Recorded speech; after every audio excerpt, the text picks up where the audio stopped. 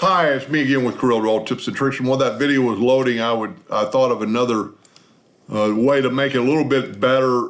And if you did it the second way I showed, where you would cut out holes and put in dowels and actually drive dowels in, let's just take away one of the pieces. This is your top piece. You have both the pieces sandwiched on top of each other, and then you put a dowel in that hole.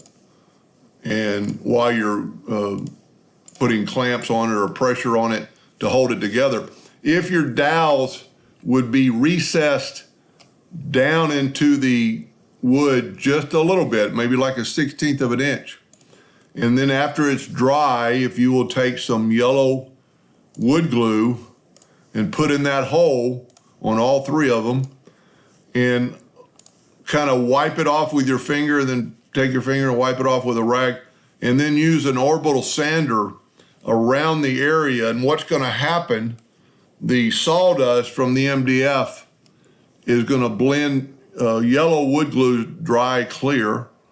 It's going to, the sawdust is going to stick to the glue, and it's going to give you almost a perfect finish. On real wood, you can't really even see it, because it'll fill in all the joints. But make sure your dowel is tight to begin with so you don't have any cracks around the edge. But pour a little bit of glue in there and wipe it off.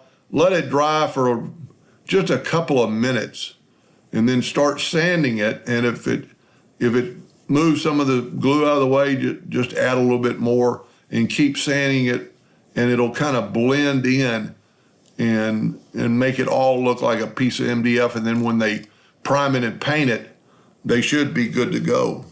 Hope that helped. Thank you for watching.